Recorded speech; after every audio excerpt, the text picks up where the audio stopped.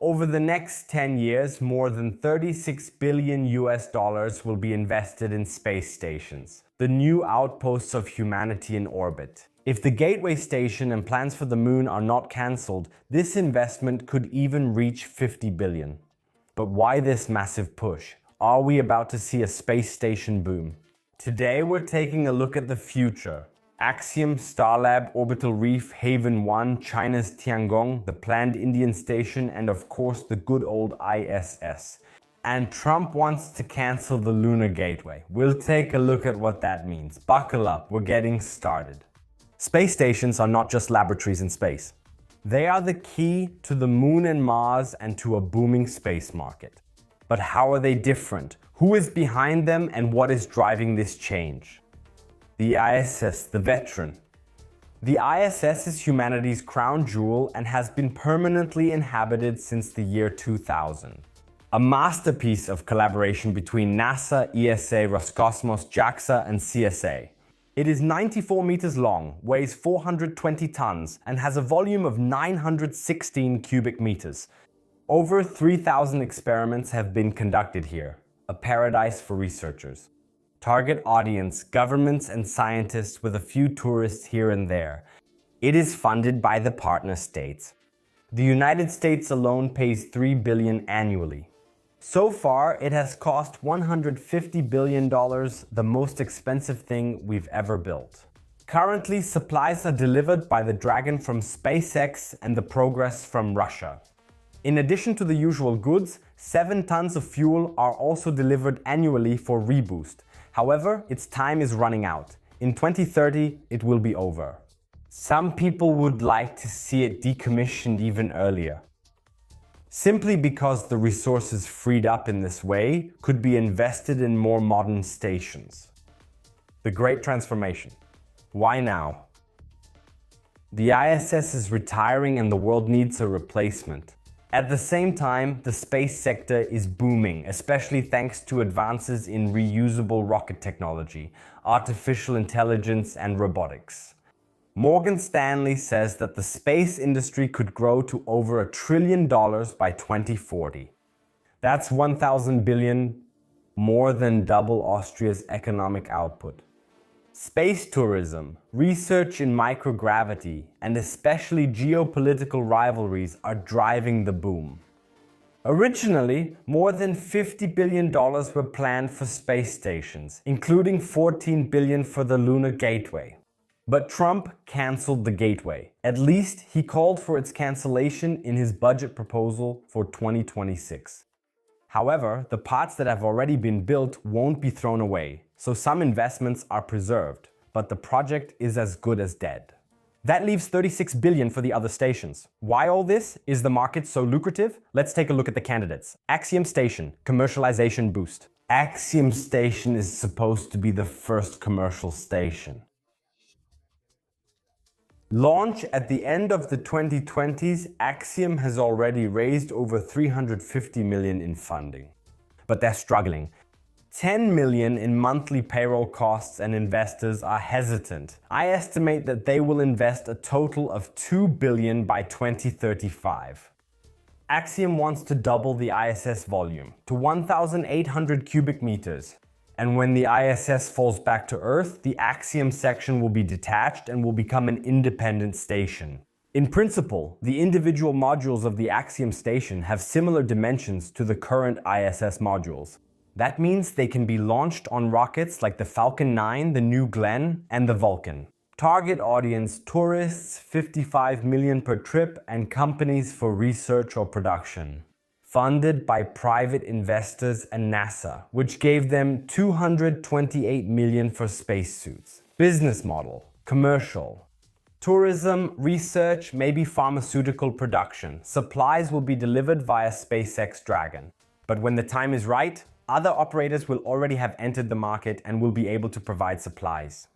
Good candidates for this are the Exploration Company with their Nix capsule, Blue Origin, which doesn't have a capsule design yet, and the Dream Chaser from Sierra Space.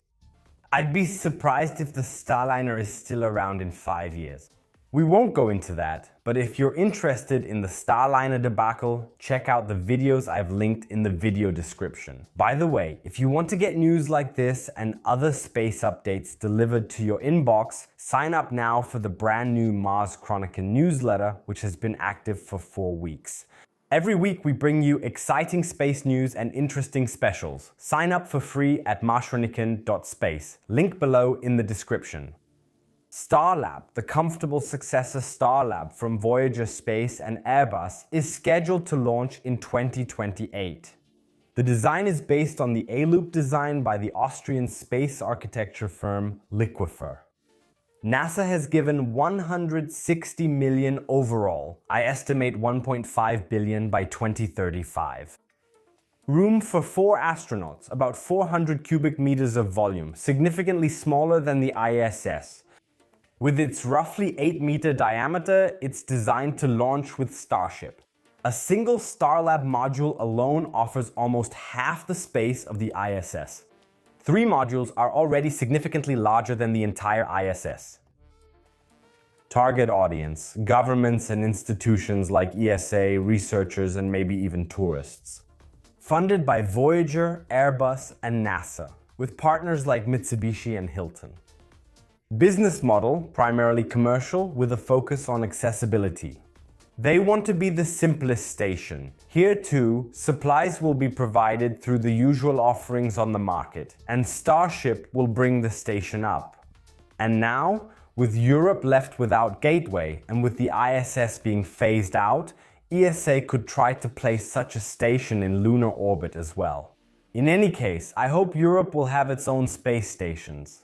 Ideally in low Earth orbit and not operated by ESA, but used by ESA as an anchor customer, just like NASA does. Orbital Reef by Blue Origin and Boeing is Jeff Bezos' vision. NASA has given 130 million. I estimate that more or less 1.5 billion will be invested here as well by 2035.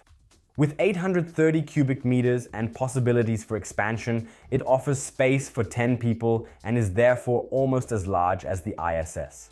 The target group is small countries without space programs, tourists, and researchers. Funded by Blue Origin and Boeing, with Bezos' deep pockets clearly helping. Business model: it is supposed to become a business park in space. Research, tourism, and manufacturing. This is the first of many steps for Blue Origin, because their plan is to move all harmful industries from Earth into space. Resource extraction is planned for space as well. During the live stream of New Glenn's maiden flight, they even showed this image of an O'Neill cylinder. However, there's still a long and difficult road ahead until then. Before that, they have to manage to supply their station. For this, they have partnerships with Boeing for the Starliner capsule and Sierra Space for the Dream Chaser. But they will also develop their own capsule, which they will use for these purposes as well. Blue Origin is also a company that has countless irons in the fire. But I'm not worried about them, because as I said, Jeff Bezos is willing to invest in the company for as long as it takes until his vision is realized. And he is well aware that this mammoth project could take several generations. And now a quick note about our shop, where we regularly release new designs. In our Planet Pioneers shop, you'll find designs like Into the Space and Ad Astra. With Mars 26, you save 10%. Every purchase directly supports Mars Chronicle. Link in the description. Haven 1 the underdog. Haven 1 by Vast is scheduled to launch on a Falcon 9 in 2025. That would really make them the first commercial station. The costs are estimated to be around 1 billion. Haven 2 will be more expensive but smaller than planned. I'm expecting another 1.5 billion by 2035. Space for 4 to 6 people, maybe 300 cubic meters. The target group is private astronauts and governments. The project is funded entirely privately by the founder and CEO, Jed McCaleb, who made his billions with cryptocurrencies. The business model: commercial, research, and private missions. Resupply will probably be handled mainly by Dragon. Vast does not have its own capsules. They are also considering connecting one or more of these Haven modules together and putting them into rotation. I have already made a separate video about this as well.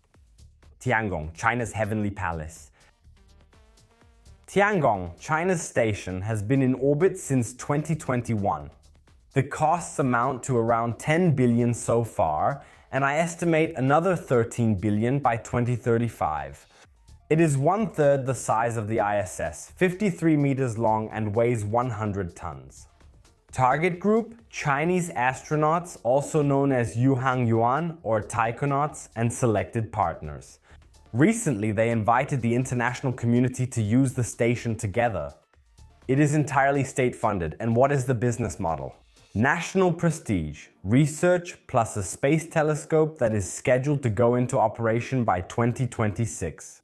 Supply, Tianshu freighter and an efficient ion drive for reboosts. This section is, for me, proof that Europe, or rather the ESA member states, should be capable of building their own station in orbit. Because China's economic output is still lower than that of the European Union. I am aware that not every EU member is part of the ESA and vice versa. But still, the technology is there, the capital would be there, the talent is definitely there. Only the political framework makes bold and innovative projects more difficult. Indian Space Station, the newcomer. The Bharatiya Antariksha Station by ISRO is scheduled to launch in 2035. The costs are around 1 to 2 billion. ISRO is known for cost efficiency. The 5 modules offer about 300 cubic meters of space for 6 astronauts. Target group, Indian researchers, maybe international partners like Japan and Lupex, fully funded by the government.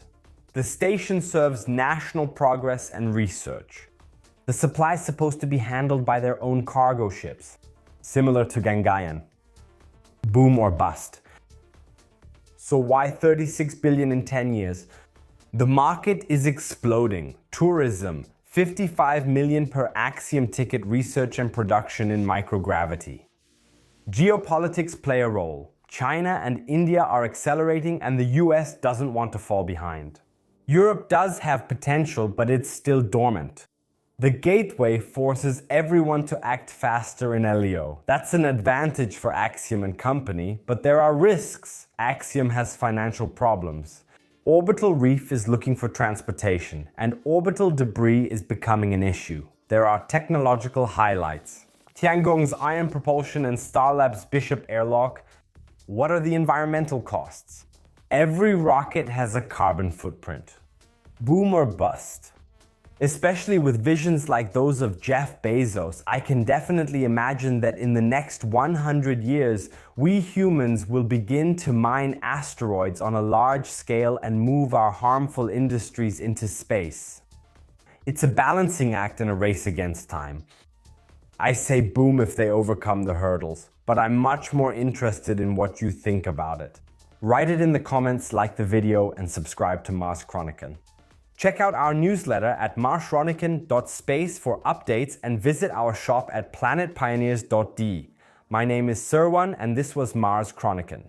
Thanks for tuning in. Per aspera ad astra.